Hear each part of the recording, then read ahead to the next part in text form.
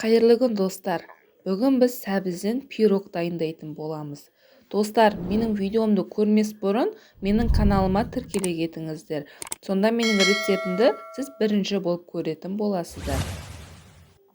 Енді пирогымызды дайындайық. Бізге осында 3 жұмыртқа қажет болады. 3 жұмыртқамызды жақсылап миксерлеп алғаннан кейін 1 кесе қантымызды бөліп салып миксерлейтін боламыз. Жақсылап миксерлеп аламыз. Менде осында ақ пена болғанша жақсылап миксерлеп алдым. Достар, менің видеом ұнап жатса, сіздерден лайк, комментарий күтемін. Менің каналымның дамуына өз үлесіңізді қоса кетіңіздер. Жақсылап миксерлеп болғаннан кейін үстіне 3 ас қасық шемішкі май қосамыз. Иісі жоқ таза май қосамыз. Майымызды қосып миксерлеп аламыз. Миксерлеп болғаннан кейін үстіне електен өткізілген ұнымызды және 1 ас қасық қопсытқышымызды қосатын боламыз.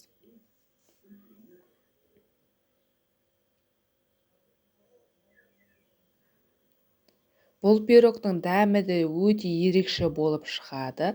Отбасыларыңызға өте қатты ұнайды. Дәл осы менің рецептіммен жасап көруге кеңес беремін. Ұнымызды салып миксерлеп болғаннан кейін алдын ала дайын тұрған сәбізімізді осылай үккіштен өткізіп дайындап алдым. Менде осы арада 2 сәбіз қосылды. Енді сәбізімізді осылай массамызға қосатын боламыз. Үккіштен өткізген сәбізімізді қосқаннан кейін миксерлеп аламыз. Миксерлеп болғаннан кейін формамызды майлап, формамызға массамызды құятын боламыз. Бізде осындай масса шығуы қажет.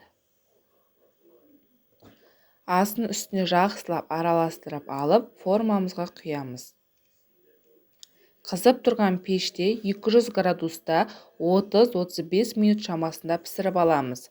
Достар, менің пешім осындай градуста пісіріп шықты. Сіздер өз пешіңізге қаралай отырыңыздар. Дәмі деген өте күшті болып шықты. Мінекей қараңыздаршы, түрі де әдемі. Бетіне сахарный пудра себуге болады.